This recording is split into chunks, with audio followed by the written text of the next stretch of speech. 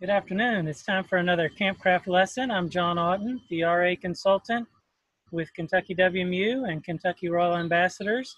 And this week, I wanted to remind you, first of all, about our lesson from the very first week of the month. We talked about Jesus and the feeding of the 5,000. We looked at the story found in the book of John, chapter 6, verse 11, which was the memory verse, says, "Then Jesus took the loaves and gave thanks. He handed out the bread to those who were seated.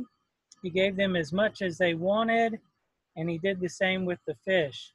In the story just before that verse, Jesus looked out across the crowd, and the Bible tells us that he wanted to know how they could feed them. He had concern for them. He had compassion for them.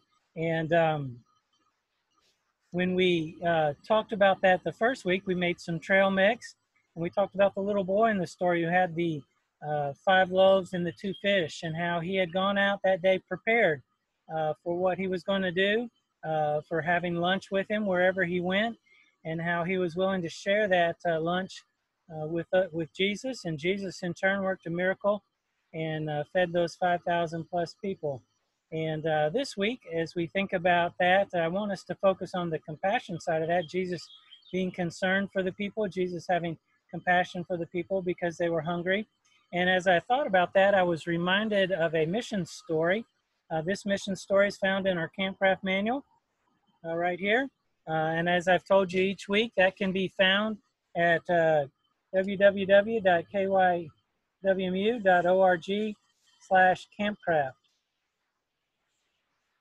So that's where we can find this book, this manual with all of this information in it. And the story I want to read for you today, the mission story, is found on page 14 up at the very beginning. And it says here, Bob Dixon, a Royal Ambassador Campcraft Instructor, was the first person called to help organize a response to Hurricane Beulah in 1967. Hurricane Beulah hit land just very near to Brownsville, Texas, which is down near the very tip of Texas, there on the Gulf of Mexico. Bob was returning from a weekend campcraft training session with a load of campcraft gear. He cooked meals on the back of his station wagon using buddy burners. As responses to disasters continued, Bob called upon other campcraft instructors to help. These men possessed the knowledge and experience to use their outdoor living skills to help people who were affected by natural disasters. Southern Baptist Disaster Relief was born from Campcraft. So that's a really neat story. It talks about how using a buddy burner, Bob Dixon, a Texas campcraft instructor, used those buddy burners set up on the tailgate of his station wagon to feed the people who were hungry. When I read this story, I see in Bob a sense of compassion for those people who are hurting and hungry after the Hurricane Beulah here near Brownsville. And he took what he had, he took what he knew, the skills he had, and he went out and helped those people. He didn't work a miracle, but he did something pretty amazing, I think, in using those little buddy burners to feed those people. And that's what I wanted our campcraft lesson to focus on today, was making our own buddy burners, so that every time we use that, we can be reminded about Bob Dixon and what he did at that time, and how we too can have compassion on others. The information for how to make a buddy burner is found on page 93 in the Campcraft manual, and you can download again that manual for free. The buddy burner, making the buddy burner, fulfills one of the requirements for the Discover 3 patch in the Firecraft area. So what is a buddy burner, you may ask? Well, I'll show you real quickly. It has 2 parts. One, it has the burner. This burner, that one's used. You can see how blackened it is. It's been used a couple of times. And then that's the burner part. And then this is the stove part right here. And so we're going to talk about how to make one of these. The things you need, first of all, for the burner, you need a tuna fish can, emptied out and cleaned, just like that, regular size. You also need some cardboard. And I've got mine here already cut and ready. I don't know if you can see that. I'm a little bit shadowed right there, but anyways, there's my cardboard. You also need to have some paraffin wax, and I have my paraffin wax on the other side of my computer. I'm going to switch that camera view. So you see there, I've got my camp stove, and it's hooked up to a propane bottle, and looks like I need to turn it back a little bit.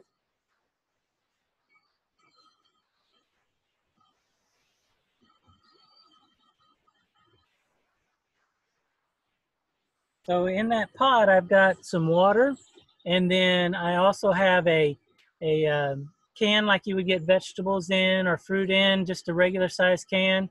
And I've put some old candles in there. And so there's water in the larger pot. There's candles made from paraffin wax inside the smaller can, and that smaller can is set down inside of the water. That's called a double boiler. If you try to heat up the can of wax directly on the heat, it can cause problems. That wax can get too hot. It can burn. If you spill some of it, it can catch fire. So this is a much safer way of melting wax with a double boiler. There's some other things out there in craft stores you can find to melt wax, but this is the way I've chosen to use, and my wax is inside that can. I'll show you that in just a little bit, but I'm going to switch back over to the other side.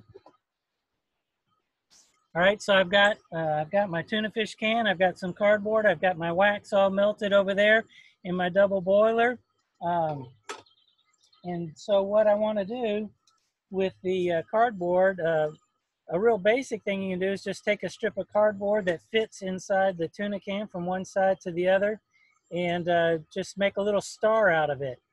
I've made a little star out of mine, but then I went on and added a couple extra cross pieces. The cardboard serves as your wick, and it soaks up the wax and then serves as a wick to burn off that paraffin wax. The more cardboard you have, the hotter it gets. The less cardboard you have, the cooler it burns. With just one cross of cardboard, it'll burn, but it might take a little longer to cook. I've added a couple extra pieces there. And this other one that I have here, I don't know if you can tell, it's so dark, but there's a coil of cardboard in there. So there's much more cardboard in this one than in the one I'm getting ready to make. And this one burns very, very hot because that whole surface of cardboard on the edge there will burn and heat up the stove. So you take your tuna fish can right here, and you put your cardboard down in there, and you want to cut it so that it comes right to the top edge of that tuna fish can.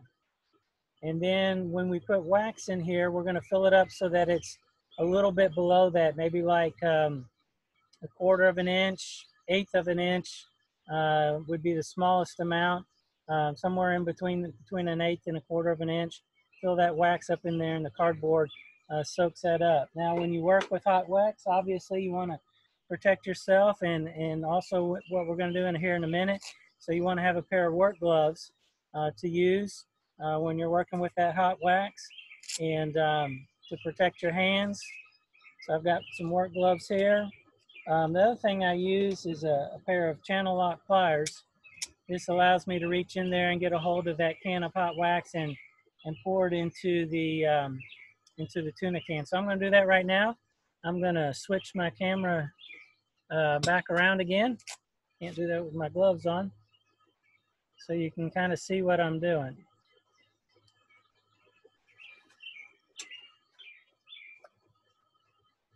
So I've got my tuna can there. That's going to be my burner. It's got the cardboard in it. I'm just going to reach in and take hold of that can of hot wax. And then I'm just going to pour it inside of here.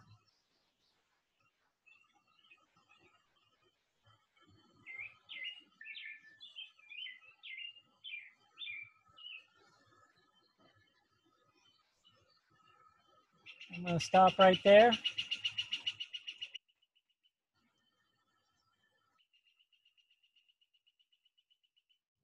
Don't need that anymore, so I'm going to turn that off. I'm going to set this can down here so it can cool off. Make sure when you use a camp stove like this, you turn it off here, but you also turn it off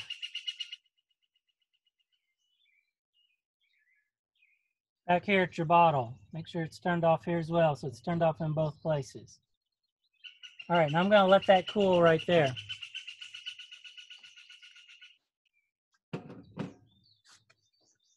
So that's how you make the burner. Now I'm going to show you how to make the stovetop. For the stovetop, which is this part right here, you need one of these. You need a number 10 food service can. And the first thing you're going to do, you're going to take a mallet. I've got what's called a dead blow mallet here. You could use a wooden mallet. And you're going to want to just dent the top in just a little bit.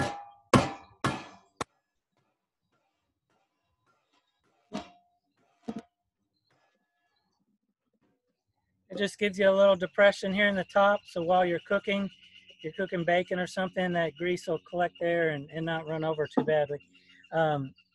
So that's the first thing you do. The next thing you want to do, you want to take a can punch like this right here.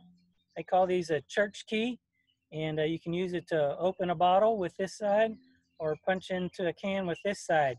But instead of punching it into the top, we're going to punch it into the underside of the top.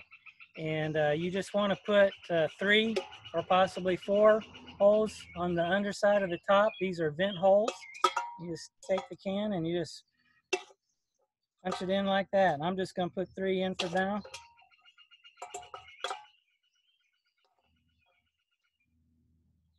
This provides some ventilation there in the top of your can. Now the next thing you want to do is you want to take your tuna can, and I have an extra one here for this purpose, and you want to take a Sharpie or some other kind of marker that you can mark on this can with, and you're going to mark this can with this tuna can because you need to be able to slide the tuna can through this gap that we're going to create right here. And what I do, I just lay it across, so basically the circumference of the tuna can is touching either side of the larger number 10 food service can. And then I mark outside of that spot there just about a 1/4 inch, maybe 1/2 inch, like that. And do the same thing on the other side.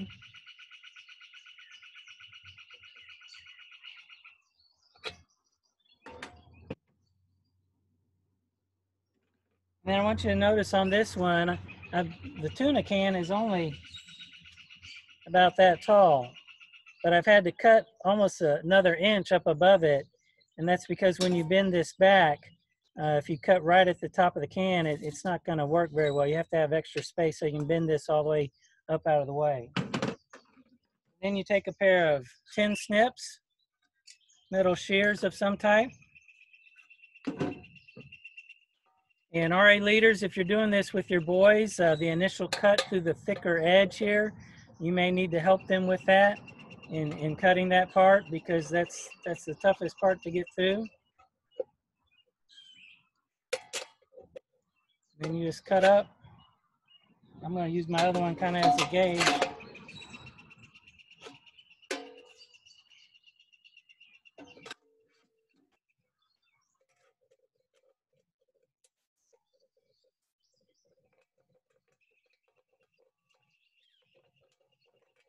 Here again is another reason for wearing these work gloves, because when you cut the metal, obviously it's very sharp.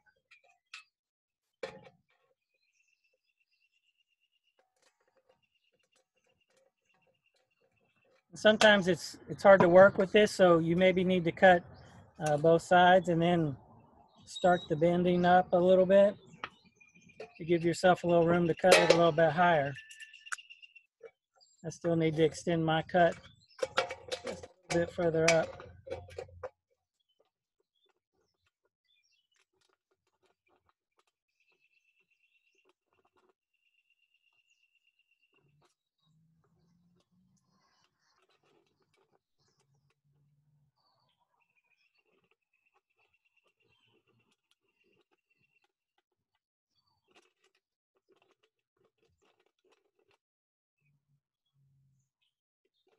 There.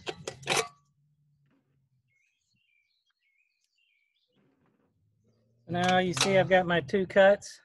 There's one and there's the other. And then the trick always with this is because it's already curved this way and we're trying to bend against that, that's where the biggest challenge is in bending these back. Just kind of have to bend it back like that.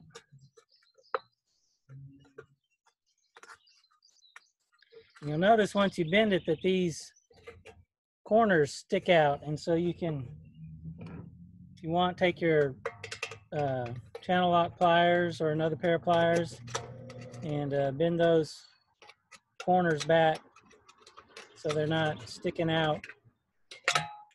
Try to make it safe, keep the sharp edges away. All right, so there you go. I've made my stovetop. I've got my vent holes on the back side here, and then I've got the opening for my burner to go in. That'll slide right in just like that with it sitting flat. And when you use these, you want to put them on a surface that will not be bothered by heat. So on gravel, on a piece of metal, you can use some old wood. If you, now, like I've got all this set up on my picnic table, I wouldn't want to do it on here because it would probably char and blacken my picnic table a little bit, and I don't want to do that. But there's, you know, if you got a very bare spot with just bare dirt or a concrete block or something like that, you can use that. The other thing I want to tell you about is when you use these, you can cook right on top of this surface if you want. But a really neat trick that I learned from one of the RA leaders in Texas one time while I was down there, they said they take foil and they take the foil, and I'm going to use my sign here kind of as an example. They take the foil and they shape it down around the can like this and form it to the top of the can. And then they take it back off and they flip it upside down so that they end up with like a foil pan. And they can roll the edges down a little bit so that they can work with the food they're cooking. But they use that foil as a means to cook in. One, it keeps the top of your surface cleaner. If you look at the other one I have, you can see that it got a little bit dirty there, but it'll help keep it cleaner.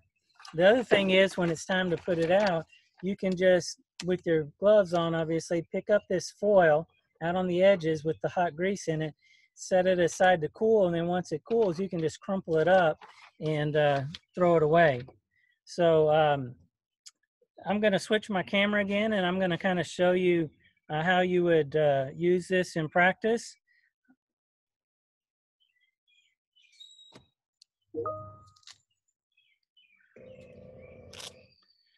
So you can see my other burner over there. That one obviously cannot be used. It's still not cool yet. But if I was going to be doing this, I would have my can like this. I've got my old burner right here. I would light that burner. I'll just show you what that looks like real quick. I'm not going to leave it on long.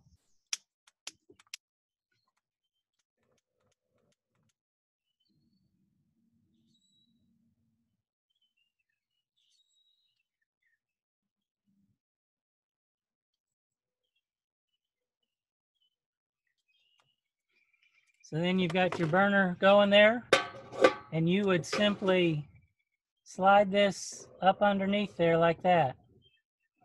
And that whole can, not only the top, but the whole can will heat up. You can lay a slice of bread right in here and toast it. You can cook bacon, eggs, hamburgers, hot dogs, any number of things on top of this. And when it comes time to put it out, I've got a family-sized tuna can here that was given to me by my friend David Bowie. And so what I would do, I would take that foil off with my grease in it and set it aside to cool. And then I would take my channel lock pliers and grab the edge of this right here and lift this off and also set it aside to cool. And then I would take my tuna can and turn it upside down and grab a hold of it by the little rim here and set that down right on top of there and snuff out that flame. And there you go. And so that's a great project you can do with your RA boys.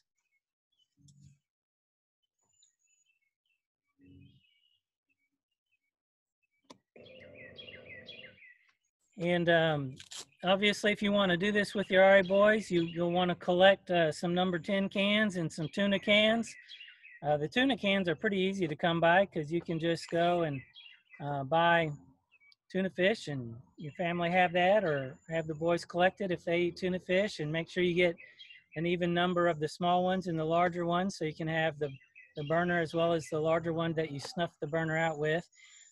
Number 10 cans, you usually have to get those at places like Sam's or Costco's or whatever, but a good place to find them, if you have a contact within your local school system, they use those size cans all the time, and you might get them to collect you some, and they'd be able to collect you 10 or 20 of them in fairly short order, and you could save those up and get ready. And then great thing to do is use those, do this project on a Wednesday night or a Sunday evening whenever you meet, make your buddy burners, and then when you go camping, the next time, you can have each boy use his own burner and cook his food, cook breakfast on it, cook dinner on it, any number of things. And so they're a great project. The kids love to do it. Obviously, they need a lot of supervision, particularly with the younger boys, or if you've got some boys who are a little bit energetic, you want to keep a close eye on them. But it's a great project to do that RAs have been doing for years and years and years. And of course, it's a great reminder about how these campcraft skills we use and learn and use, how they can be put to work on the mission field and in mission settings, just like Bob Dixon did back in 1967, using a bunch of buddy burners to feed hungry people after Hurricane Beulah. We too can use our buddy burners and our campcraft skills to reach out and help people who are in need. And when we do that, we are living the way Jesus has called us to live, reaching out and ministering to those who are hurting, to the hungry, to the sick, to those who are lonely. We can use our campcraft skills to do this kind of mission work. So that's our campcraft lesson for today. I hope you enjoyed it, and you have a great day.